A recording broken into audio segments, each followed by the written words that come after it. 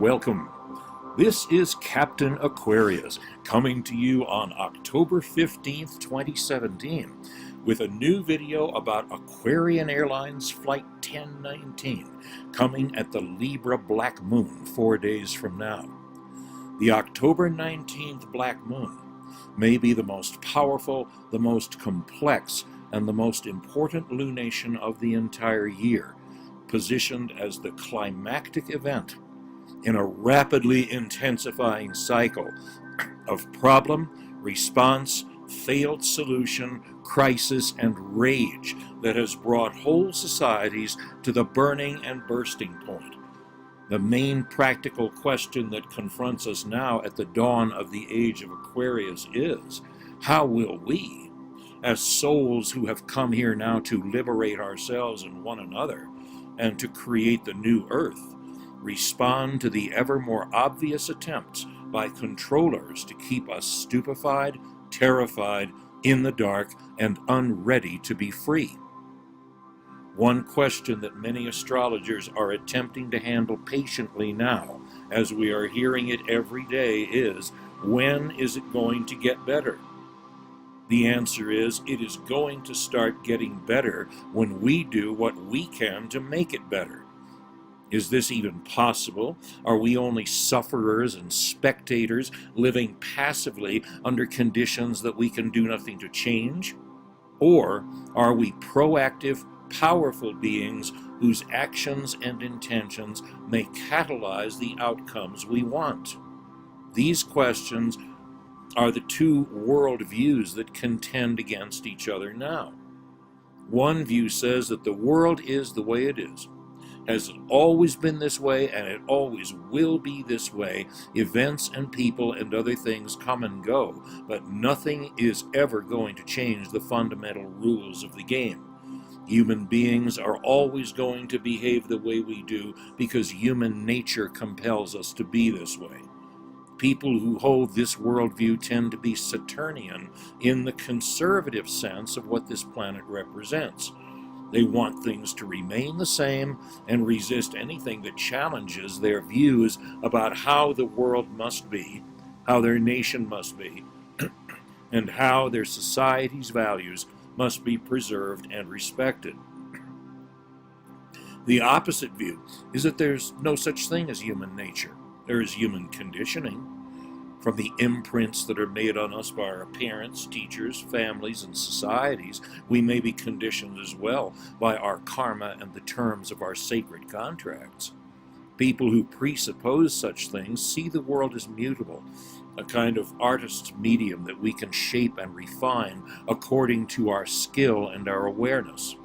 Thus, spiritual revolution and other kinds of revolution, political, social, cultural, may all appear possible because, as individual human beings and as communities, we are capable of change and conscious evolution. We have known this for decades. The thing that is different now is that we are clearly in the showdown between those who intend to keep humanity and all conscious beings under control through fear until they harvest us, and those who intend to liberate individual and collective consciousness into freedom and states of greater awareness and love. What is very different now is in the chart we'll look at here. It is perfectly appropriate for the moment of decision that we have come to and the circumstances under which we can act.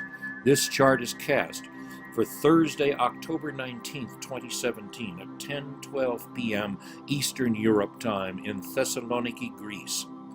Why this location? Because this is one of the areas in which the Greeks are taking the energetic risk, doing what they can to accommodate the influx of refugees coming into Europe from Syria.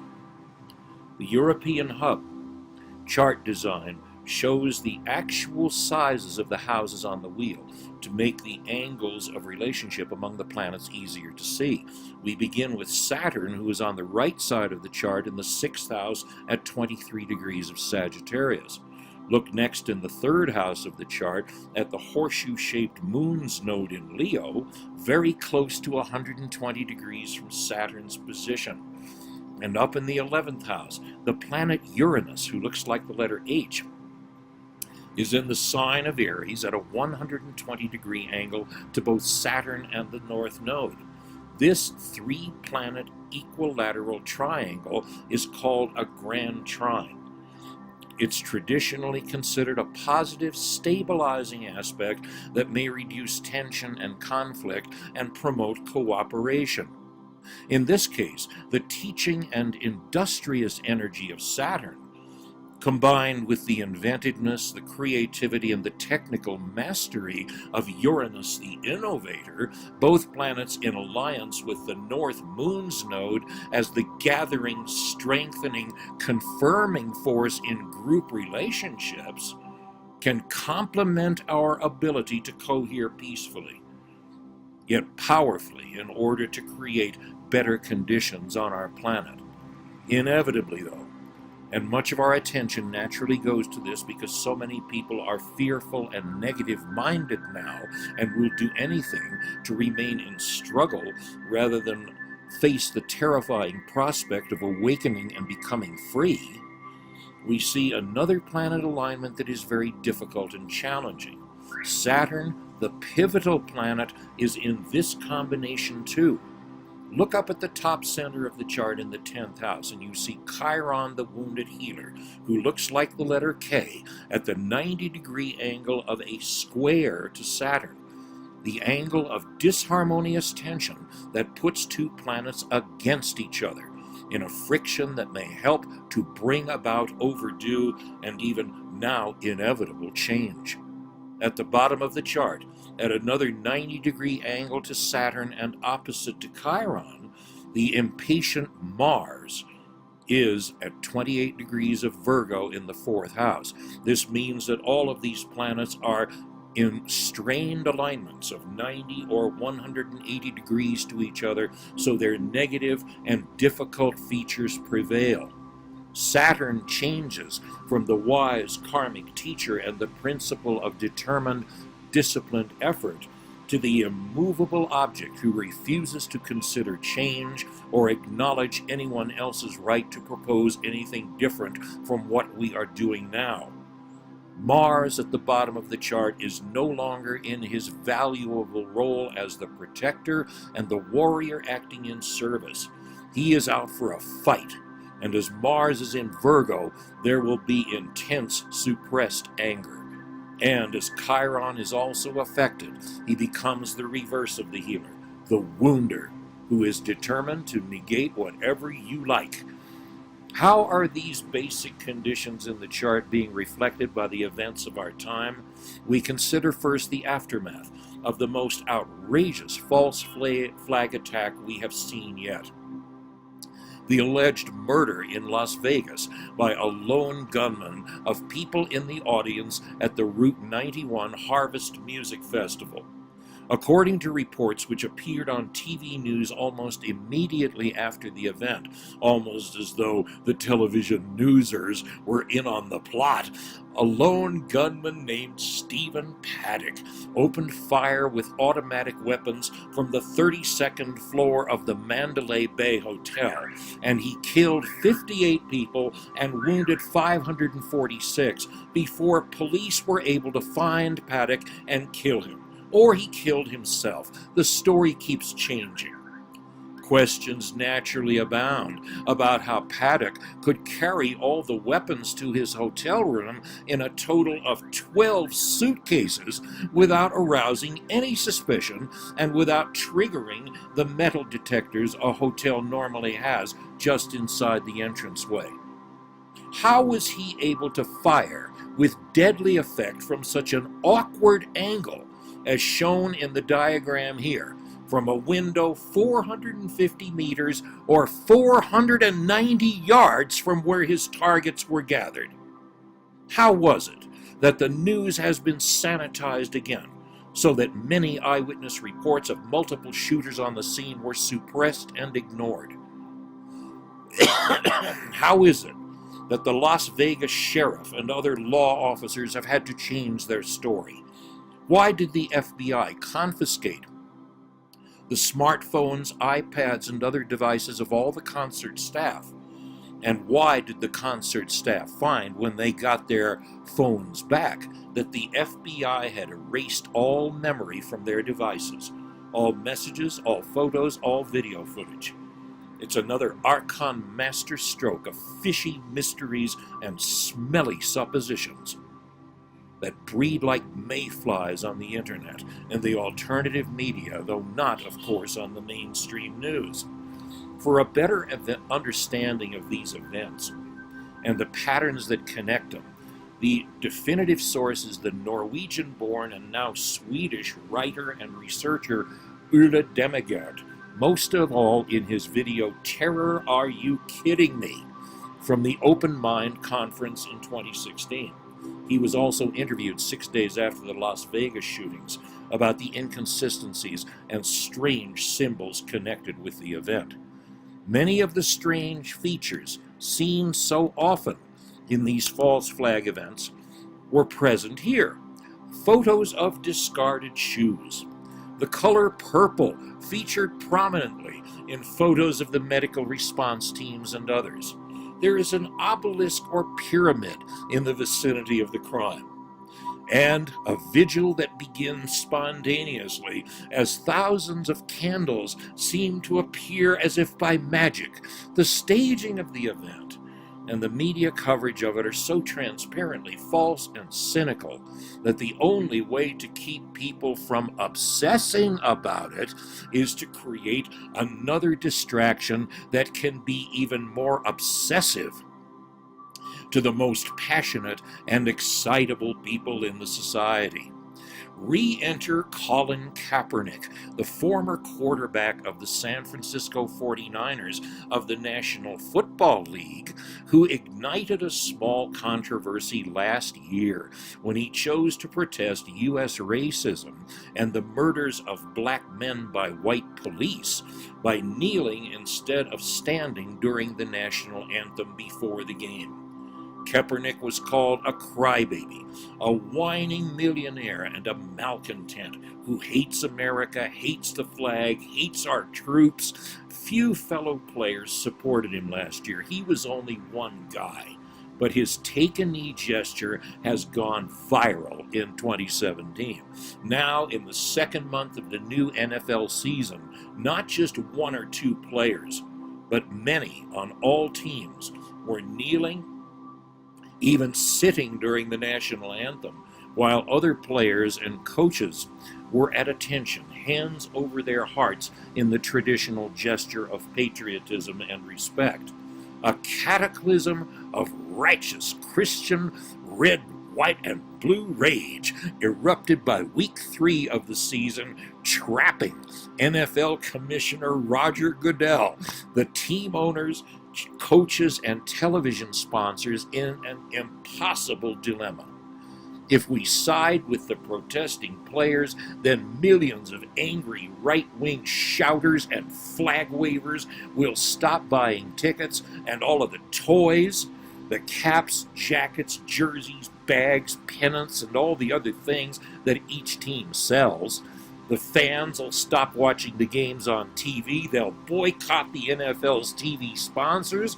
They'll demand that the U.S. government rescind the NFL's tax breaks and multi-zillion-dollar sweetheart deals with the military. On the dilemma's other horn, if the NFL were to take a hard line against the protesting players, even suspend or fire them, then the quality of the game would suffer. Free speech, remember that, would be compromised. Teams who should have been postseason contenders would lose to bad teams and not make the playoffs. One way or another, somebody is losing hundreds of millions of dollars. Decision makers have ducked and dithered for weeks. and were damned whatever they did, as was Pittsburgh Steelers coach Mike Tomlin, who kept his team in the locker room during the Star-Spangled Banner, thinking he'd be neutral during, quote, divisive times. It got much uglier in Week 4, on the very Sunday of the Las Vegas murders.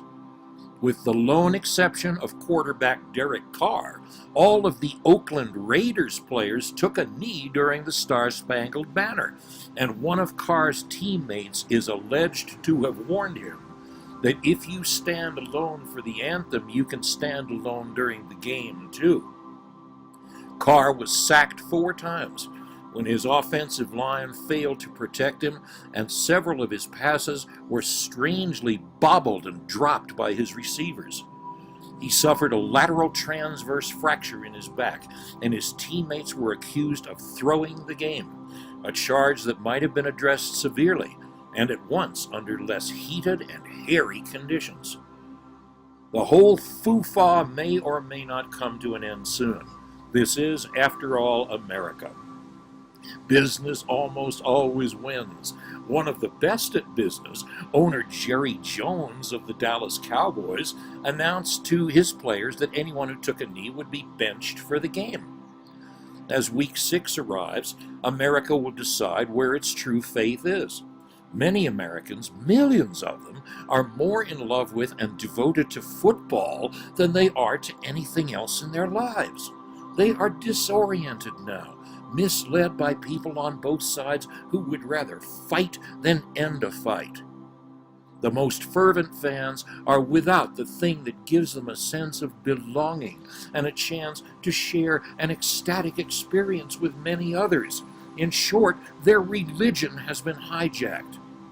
Not only is football a religion with hallowed and fiercely guarded rights, football is a leveler too, that encourages women to be as coarse and loud as men, and gives men a way to dress up in colorful, outrageous costumes without worrying that anyone will think they're gay. The whole idea of creating the illusion, the ecstatic dance, the false story that creates a believable lie, is the domain of Neptune, who's conjunct the midheaven point now in this chart, near the bold line right at top center. Here is the deception and concealment, the religious fervor, the submerging of the truth under engaging bubbles. Here, Neptune is in the position Jonathan Swift had in mind when he wrote this in A Tale of a Tub. For if we take an examination of what is generally understood by happiness, as it has respect either to the understanding or the senses, we shall find all its properties and adjuncts will herd under this short definition, that it is a perpetual possession of being well deceived. And first, with relation to the mind or understanding, it is manifest what mighty advantages fiction has over truth, and the reason is just at our elbow, because imagination can build nobler scenes and produce more wonderful revolutions than fortune or nature will be at the expense to furnish. One question that comes now is, in whose interest is it to keep stoking the rage, so that the tremendous wave of fire it has generated, no wonder California is ablaze, doesn't just dissipate, but can be directed to some purpose? Never underestimate the power of millions of true believers united in passionate rage and hate. Look what it did for the Nazi movement. The crises can go either way, but with the magnificent features in this black moon chart, including above all the crown jewel, Moon and Sun in the 5th house of creativity, in a very tight opposition to revolutionary Uranus in the 11th, with the brave communicative force of Jupiter and Mercury also linked to the great lights, we are superbly positioned if we choose to see our opportunity and use it, and to free our people from ignorance and from being the prey of parasites and fabricators. But we have to take action. We teach what we know, as Michael Morris and I will do again at our first astrology class in Cusco on Saturday the 21st. And we get creative.